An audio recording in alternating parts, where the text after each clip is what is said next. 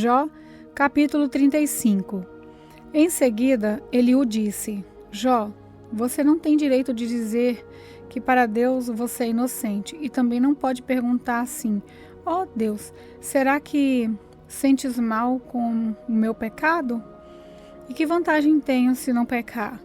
Pois eu vou responder a você e também a seus amigos. Olhe para o céu e veja como as nuvens estão muito acima de você. Se você peca, isso não atinge a Deus lá no alto. As suas faltas, por muitas que sejam, não vão prejudicar a Deus. Se você faz o bem, não está ajudando a Deus. Ele não precisa de nada que é seu. São os outros que sofrem por causa dos pecados que você comete. E também são eles que são ajudados quando você pratica o bem. Os homens, quando são perseguidos por todos os lados, gemem e gritam, pedindo que alguém os livre das mãos dos poderosos. Porém, não voltam para Deus, o seu Criador, que dá forças nas horas mais escuras. Eles não voltam para Deus, que os torna sábios, mais sábios do que as aves e os animais. Eles gritam por socorro, mas Deus não responde, porque são orgulhosos e maus. Mas é falso dizer que Deus não ouve ou que o Todo-Poderoso não vê. Jó, você diz que não pode ver a Deus, mas espere com paciência, pois a sua causa está com Ele. Você pensa que Deus não castiga, que Ele não presta muita atenção no pecado. Não adianta nada continuar o seu discurso. Você fala muito, porém não sabe o que está dizendo. Jó, capítulo 36. Eliú continuou a falar. Ele disse: Jó, tenha um pouco mais de paciência, pois ainda vou lhe mostrar que tenho outras coisas a dizer a favor de Deus. Usarei os meus profundos conhecimentos para mostrar que Deus, o meu Criador, é justo. Tudo o que vou dizer é verdade. Quem está falando com você é realmente um sábio. Como Deus é poderoso, Ele não despreza ninguém. Deus sabe todas as coisas. Ele não deixa que os maus continuem vivendo e sempre trata os pobres com justiça. Deus protege os homens corretos, deixa que eles governem como reis e assim tenham uma alta posição para sempre. Mas, se alguns são presos com correntes ou são amarrados com as cordas dos sofrimentos, então Deus lhe mostra que isso é por causa do que fizeram, que é o castigo pelos seus pecados e pelo seu orgulho. Deus faz com que escutem os seus avisos e manda que abandonem o pecado. Se obedecem a Deus e o adoram, então têm paz e prosperidade até o fim da vida. Mas se não se importam com Deus, então morrem na ignorância, atravessando o rio e entram no mundo dos mortos. Aqueles que têm um coração perverso guardam raiva, e mesmo quando são castigados, não clamam pedindo socorro. Desonram o seu corpo entre si e morrem em plena mocidade. Mas Deus nos ensina por meio do sofrimento e usa a aflição para abrir os nossos olhos.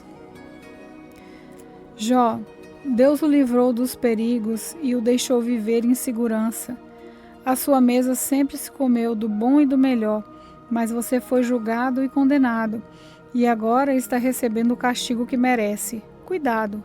Não aceite dinheiro para torcer a justiça. Não deixe que as muitas riquezas o seduzam. Não adianta nada gritar pedindo socorro. Todo o seu poder não tem nenhum valor agora. Não fique desejando que chegue a noite em que as nações sejam destruídas. Você está sofrendo por causa da sua maldade. Cuidado, não se volte para ela. Como é grande o poder de Deus! Quem é capaz de governar tão bem como Ele? Ninguém pode dar ordens a Deus, nem acusá-lo de praticar o mal. O mundo inteiro o louva pelo que Ele faz, e você também não esqueça de louvá-lo. Mesmo de longe, todos nós vemos e admiramos o que Deus está fazendo. Ele é grande demais para que o possamos conhecer. Nós não podemos calcular quantos anos ele já viveu. Deus faz com que a água da terra suba para um depósito e depois transforma em gotas de chuva. As nuvens derramam a água que cai em aguaceiros sobre a terra. Quem entende o movimento das nuvens e o barulho dos trovões do céu, onde Deus mora? Deus espalha relâmpagos em volta de si, mas o fundo do mar continua escuro. E assim que Deus alimenta os povos e lhes dá comida à vontade. Ele pega o raio com as mãos e manda que atinja o alvo. O gado sente que a tempestade está perto e o trovão avisa que ela vem aí. Jó, capítulo 37. A tempestade me faz bater o coração, como se ele fosse pular para fora do peito. Escutem o estrondo da voz de Deus, o trovão que sai da sua boca.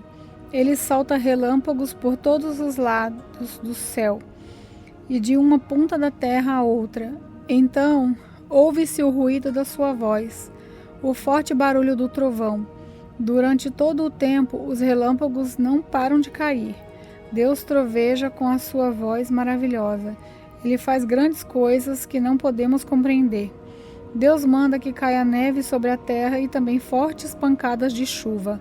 Assim, faz com que as pessoas fiquem em casa, sem poderem trabalhar, para que todos saibam que é Ele quem age. Os animais entram nas suas tocas e ali ficam escondidos. As tempestades violentas vêm do sul e o frio vem do norte. O sopro de Deus congela as águas, que assim ficam cobertas de gelo. Deus enche de água as nuvens e elas lançam os relâmpagos, seguindo a ordem de Deus. As nuvens se espalham por todas as direções. Elas fazem tudo o que Deus manda. Em toda parte, no mundo inteiro, Deus faz cair chuva sobre a terra, ou para castigar a gente, ou para mostrar que tem amor por nós. Jó, pare um instante e escute. Pense nas coisas maravilhosas que Deus faz. Será que você sabe como Deus dá a ordem para que os relâmpagos saiam brilhando nas nuvens? Você sabe como as nuvens ficam suspensas no ar? Isso é uma prova do infinito conhecimento de Deus. Será que você, que fica sufocado de calor na sua roupa, antes de vir a tempestade de areia trazida pelo vento sul, será que você pode ajudar a Deus estender o céu e fazer com que fique duro como uma placa de metal fundido? Ensine-nos o que devemos dizer a Ele, pois não somos capazes de pensar com clareza. Eu não teria o atrevimento de discutir com Deus, pois isso seria pedir que Ele me destruísse. Não é possível ver o sol quando está escondido pelas nuvens, mas ele brilha de novo depois que o vento passa e limpa o céu. No norte vemos uma luz dourada e a glória de Deus nos enche de profunda admiração. Não podemos compreender o Todo-Poderoso, o Deus de grande poder. A sua justiça é infinita e ele não persegue ninguém. Por isso as pessoas o temem e ele não dá importância aos que acham que são sábios. Jó, capítulo 38. Depois disso, no meio da tempestade, o Senhor deu a Jó a seguinte resposta: as suas palavras só mostram a sua ignorância. Quem é você para pôr em dúvida a minha sabedoria? Mostre agora que é valente e responda a pergunta que eu vou te fazer. Onde é que você estava quando criei o mundo? Se você é tão inteligente, explique isso. Você sabe quem resolveu qual seria o tamanho do mundo? E quem foi que fez as medições? Em cima de que estão firmadas as colunas que sustentam a terra? Quem foi que assentou a pedra principal do alicerce do mundo? Na manhã da criação, as estrelas cantavam em coro e os servidores celestiais soltavam gritos de alegria. Quando o mar jorrou do ventre da terra, quem foi que fechou os portões para segurá-lo? Fui eu que cobri o mar com as nuvens e o envolvi com a escuridão. Marquei os seus limites e fechei com trancas as suas portas. E eu lhe disse: você chegará até esse ponto e daqui não passará. As suas altas ondas pararão aqui. Jó, alguma vez na sua vida você ordenou que viesse a madrugada e assim começasse um novo dia? Você alguma vez mandou que a luz se espalhasse sobre a terra, sacudindo os perversos e os expulsando dos seus esconderijos? A luz do dia mostra as formas das montanhas e dos vales, como se fossem as dobras de um vestido ou as marcas de um sinete no barro. Essa luz é clara demais para os perversos e os impede de praticar a violência. Jó, você já visitou os nascentes do mar?